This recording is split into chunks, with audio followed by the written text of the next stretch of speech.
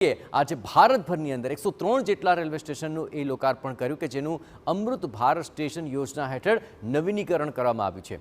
એમાં ગુજરાતના કુલ મળીને 18 જેટલા રેલવે સ્ટેશનનો સમાવેશ થઈ જાય છે। 5 કરોડ 88 લાખના ખર્ચે યાત્રાધામ ડાકોર રેલવે સ્ટેશનનું નવીનીકરણ કરવામાં આવ્યું છે। ડાકોર રેલવે સ્ટેશનની અંદર દિવ્યાંગ મુસાફરો માટે ખાસ વાહન પાર્કિંગથી માંડી વિશેષ પ્રકારની સુવિધાઓ ઊભી કરવામાં આવી છે। એ ઉપરાંત શહેરની આધ્યાત્મિક ઓળખને પ્રતિબિંબિત કરવા માટે આ સ્ટેશન પરિસરમાં ભગવાન શ્રી કૃષ્ણની પ્રતિમા અને ભીંત ચિત્રોની સુંદર રીતે સંકલન સાથે અહીં સજ્જા કરવામાં આવી છે। ડાકોરનું રેલવે સ્ટેશન બહુ મોટું છે, એશિયાના ફર્સ્ટ નંબર લાંબુ રેલવે સ્ટેશન છે।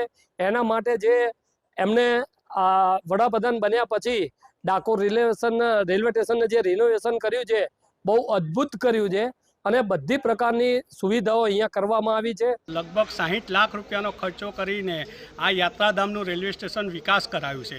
બીજું કે અહીં હું જોઉં છું એ પ્રમાણે ભગવાન રણછોડરાય અને ભક્ત બોડાનાનું ગાડાવાળું એક આબેહૂબ પ્રતિમા બનાવીને દર્શન માટે મૂકવામાં આવી છે। ત્યારબાદ ચેન્જિંગ રૂમ છે, લેડીઝના અલગ છે, જેન્ટ્સના અલગ છે।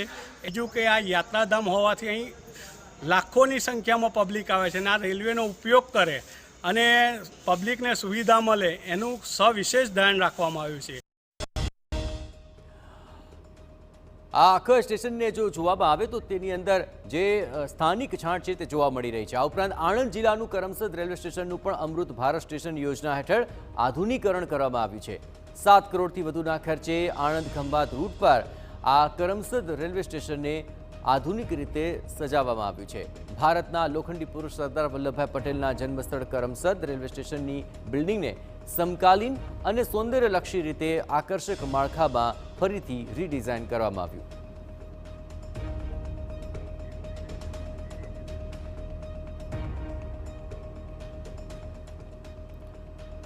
તો 160 કરોડથી વધુના ખર્ચે આ તમામ રેલવે સ્ટેશનોનું સૌંદર્ય શાસ્ત્ર, સુવિધા અને સંસ્કૃતિનું એક મિશ્રણ દર્શાવે છે અને દરેક સ્ટેશન ગુજરાતની લોકકલા, પરંપરાઓ, સાંસ્કૃતિક વારસાની ઝલક દર્શાવી રહ્યા છે।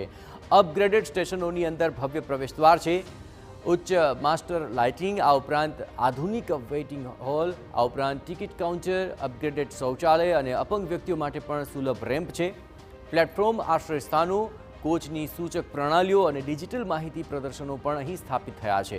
બધી સુવિધાઓમાં સમાવિષ્ટ અને સુલભ હોય તે રીતે તેને ડિઝાઇન કરવામાં આવ્યા છે। આ 18 સ્ટેશનની અંદર કાયાપલટ સ્પષ્ટપણે જોવા મળી રહી છે।